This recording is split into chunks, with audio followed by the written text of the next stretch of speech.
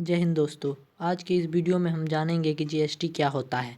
GST की full form की बात करें तो इसका फुल फॉर्म होता है गुड्स एंड सर्विस टैक्स, जो हर वस्तु के बिकने और सेवा को प्रदान होने पे लगाया जाता है।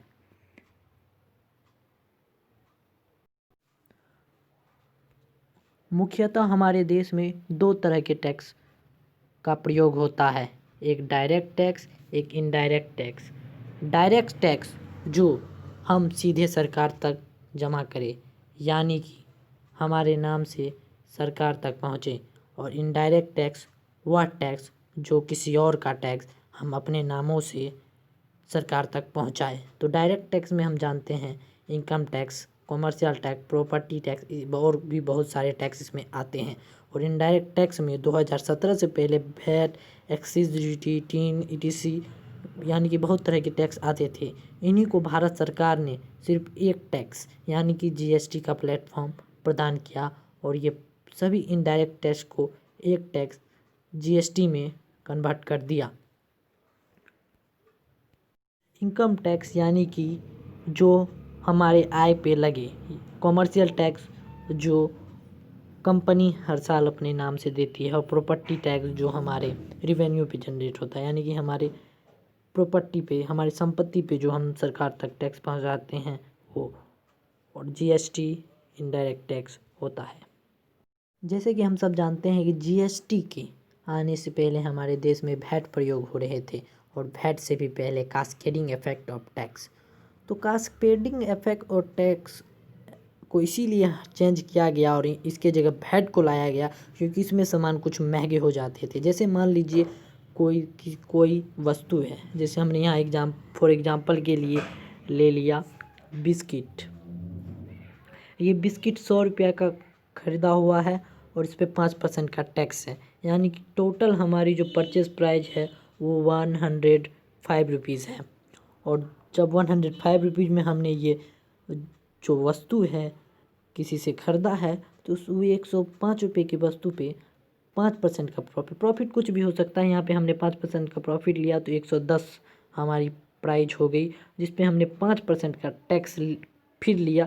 तो वही बिस्किट का रेट, हमारा जो सेलिंग रेट है कस्टमर तक, वो 115 रुपया 50 पैसा होता है। तो चलिए आगे बढ़ते हैं और हम इसी को देखते हैं कि जीएसटी में एक और कास्केडिंग इफेक्ट के बाद हमारे यहाँ वैट आया। तो वैट का भी जो बिलिंग फॉर्मेट होता था वो इसी के जीएसटी के ही तरह होता था, परंतु वैट हर राज्य में हर तरह के होते थे, जिससे जो रेट है वो हर स्टेट के अलग अलग हो जाते थे। इसीलिए सरकार ने एक ही टैक्स वन नेशन का नारा देते हुए जीएसटी को लाया, जिसमें एक समान सेम वस्तु हर स्टेट में एक ही रेट में मिले। तो इसी के लिए वैट को हटा के जीएसटी को लाया गया। वैट में जैसे मान लीजिए यहाँ पे बिस्किट पे 5% था हमारे बिहार में, तो अगर वही झारखंड में होता तो उस पर 10%, तमिलनाडु, मतलब कि अलग अलग था। इसीलिए इसको हटा के हमारी सरकार ने जीएसटी को लाया। जीएसटी में वही बिस्किट जो है हमारा जो 100 रुपया का ख़रीदा हुआ था 100 रुपया में, लेकिन उस पर 5% का टैक्स देते हुए हमने 105 में ख़रीदा, परंतु जो हमारी सेलिंग प्राइस है वो 105 पे न ऐड होते हुए हमारे टैक्सेबल वैल्यू यानी कि 100 पे ही ऐड होगी। और 100 पे हमने 5 को जोड़ दिया यानी कि 105 रुपया, और इस पर 5% का प्रॉफिट लगाने पे यानी कि 110 रुपया 25 पैसा पड़ता है। और यही अगर हम कास्केडिंग इफेक्ट में बात करें तो वही बिस्किट हमें 115 रुपया 50 पैसा का पड़ा, परंतु अगर हम जीएसटी में देखें तो वही सेम बिस्कुट हमें 110 रुपया 25 पैसा का पड़ा। तो इसमें हमें पता चला कि इस जीएसटी हमारे लिए फ़ायदा है और कास्केडिंग हमारे लिए घाटा था। और वैट में ये नहीं होता था, वैट में भी यही होता था, जो आपका है वो टैक्स पे टैक्स नहीं लगता है, ये बदलते जाता है। परंतु ये हर स्टेट का अपना अपना रेट परसेंट है। जैसे मान लीजिए बिहार में अगर उस बिस्कुट पे 5% का रेट था तो तमिलनाडु में उस बिस्कुट पे 8% का रेट था, दिल्ली में उस बिस्किट पे ही 2% का रेट था। इसलिए जो है ये कंपनी